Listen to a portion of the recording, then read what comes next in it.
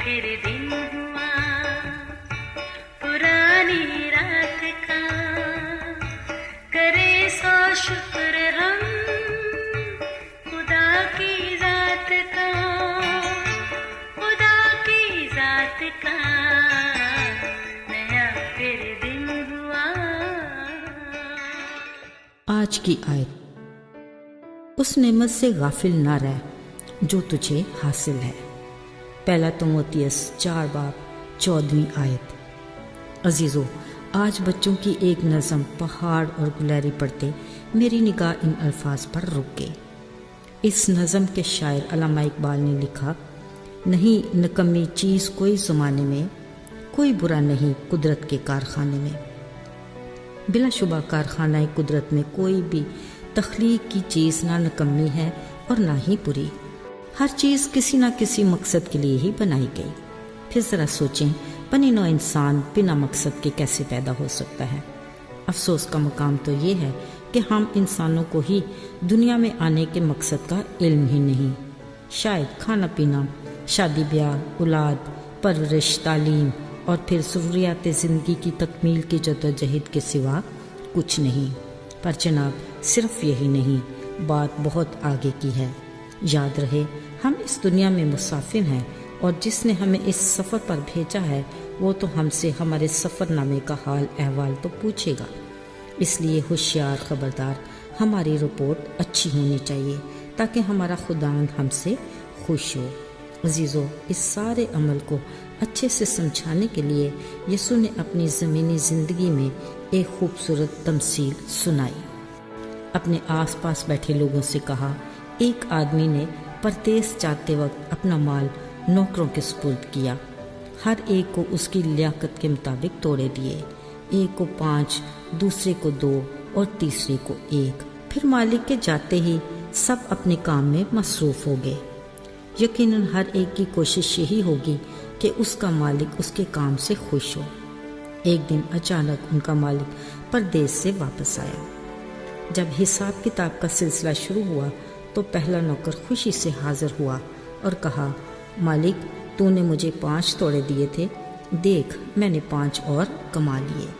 मालिक खुश हुआ, शाबाश दी और कहा, तू थोड़े में दयानतदार रहा, मैं तुझे बहुत का मुख्तार बनाऊंगा, मेरी खुशी में शरीक हो।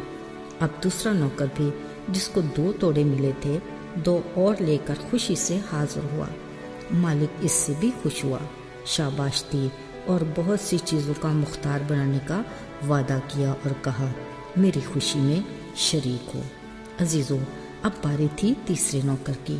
मालिक खुश था कि अब तक की रिपोर्ट तो अच्छी है, यकीनन उसकी तीसरे के लिए भी अच्छे की उम्मीद होगी। मगर जब तीसरा नौकर उसके हजूर हाजिर हुआ तो वो बहुत अजीब कैफियत से दो चार था और अपने काम में तरक्की की बजाय अजीब सी गुफ्तगू करने लगा।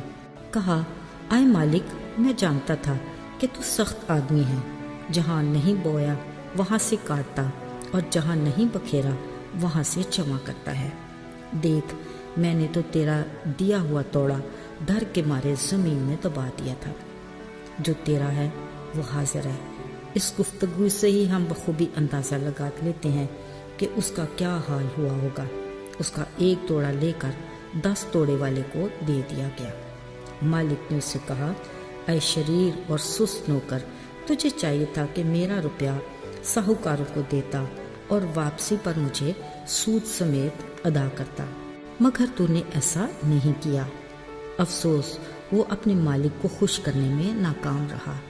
उसने हुक्म दिया, इस नकम्मे नौकर को बाहर अंधेरे में डाल दो, उसका अंजाम रोना और दान पीसना है। अजीज़ों, खातिर जमा रखिए, खुदा का कलाम हमें डराता और धमकाता हरगिज़ नहीं, मगर वो हमें अनजाने ख़तरों और अंदेशों से कबल आज वक्त ज़रूर आगाह करता है और हमारी अच्छे से रहनुमाई भी करता है। उसने हमें बेशुमार नेमतों से नवाजा है।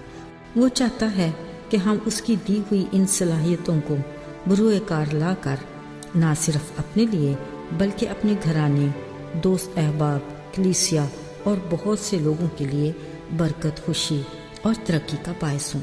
खुदा की दी हुई नेमतों का शुक्रिया अदा करने का बेहतरीन तरीका ये है کہ ہم اپنی صلاحیتوں کو اس کے نام کے جلال کے لیے بھی استعمال کریں تاکہ ہم بھرپور زندگی گزار سکیں۔ پھر جب ہمارا خداوند آئے تو ہمیں شرمندہ نہ ہونا پڑے، بلکہ ہم اپنی صلاحیت کو سود سمیت اپنے مالک کو لوٹا کر اس کی خوشی میں شامل ہونے کے حقدار ہوں۔ آئیے دعا کریں۔ اے خداوند، ہم تیری دی ہوئی نعمتوں اور صلاحیتوں کے شکر گزار ہیں۔ توفیق عطا کر کہ ہم انہیں سمجھ سکیں، حکمت عطا کر کہ ہم ان کو تیری مرضی کے مطابق تیرے نام کے جلال کے لیے استعمال کریں۔ ہمیں فضل دے کہ ہم تیری خوشنودی حاصل کرنے میں کامیاب ہوں۔ ہمیں برکت دے، یسوع کے نام میں، آمین۔